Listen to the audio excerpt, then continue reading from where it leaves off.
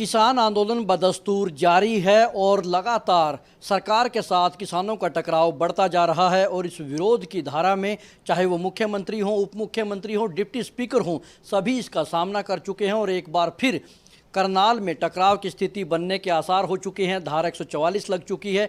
Deputy speaker Ranbir Singh Gangwa की गाड़ी के शीशे तोड़े गए थे, बाकायदा गाड़ी के ऊपर एक हमला किया गया था। मेरे साथ इस वक्त मौजूद हैं। जिस तरह से रणबीर जी ये एक बार फिर से टकराव के हालात बन रहे हैं, और आप करनाल में उस दिन भी मौजूद थे जिस दिन प्रदेश कार्यकारिणी थी आपकी, उस दिन लाठीचार्ज हुआ, बड़े पैमाने पर संघर्ष चला। अब एक बार फिर वही हालात बन रहे हैं। आखिर वजह क्या है? किसान जिद पर अड़े हैं या सरकार जिद पर अड़ी है? देखिए, बात सरकार के जिद पे अड़ने की नहीं है, और जहाँ तक मैं समझता हूँ ना ही सारे कोई किसान अड़े हुए हैं। ये तो वही बात है कि जो विरोधी जो लोग हैं, कुछ तो वो लोग और कुछ जो अपने आप में जो किसान नेता बने हुए हैं, वो लोगों को बहका करके किसानों को इस टाइप का माहौल क्रिएट करने का काम कर रहे हैं, जिससे अशांति फैले। जो लॉ एंड ऑर्डर की स्थिति जब कोई भी खराब होती है तो स्वाभाविक है प्रशासन को एक्शन लेना पड़ेगा।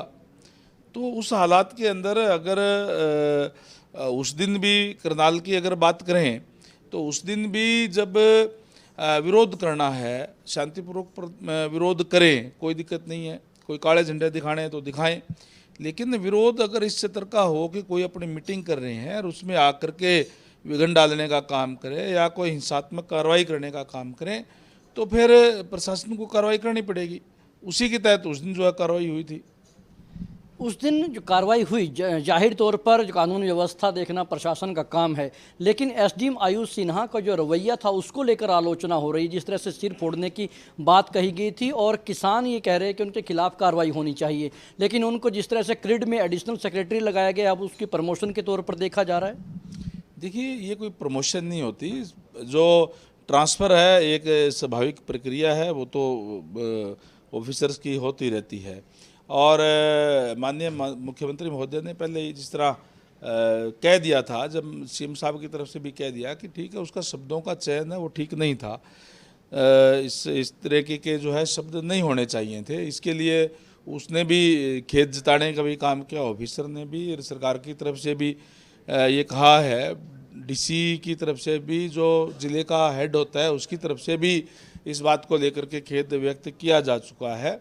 बाकी चीज़ें जो जांच की विषय होती है, जो एक जांच की भी एक अपनी प्रक्रिया है, प्रक्रिया के तहत जो भी नियम के अनुसार जो कार्रवाई होती है वो होगी।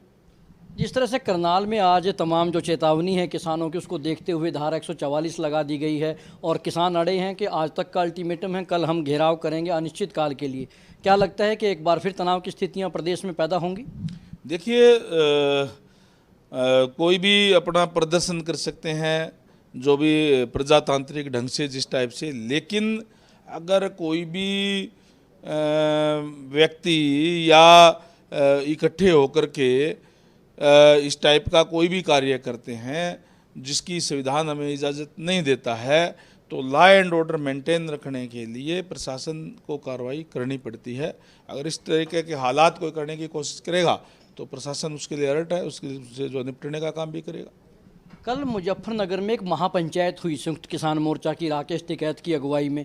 उस महापंचायत में किसानों ने अपनी बातें कही, लेकिन इसके इत्र वहाँ पर एक सबसे बड़ी बात देखने को जो मिली वो भाजपा का विरोध था। वो सियासी भी कहीं ना कहीं है कि उसमें रंग दिखाई दिया। चुनाव जिस तरह से उत्तर प्रदेश में है, पंजाब में है, क्या आपको लगता है कि इसमें सियासी तड़का भी है?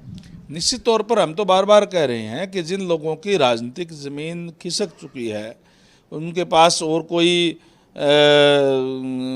भी जो इस मौजूदा सरकार के जो कोई काट नहीं है उनके पास, वो इस किसान आंदोलन के बहाने, किसानों के बहाने अपनी राजनीति करने का काम कर रहे हैं और लोगों को एक तरीके से बहका करके, फुसला करके इस टाइप के माहौल ख़राब करने का जो है प्रयास कर रहे हैं, ताकि कोई अपनी जो राजनीतिक ज़मीन जो है वो तलाश सकें, वो स्थापित जो है हो सके।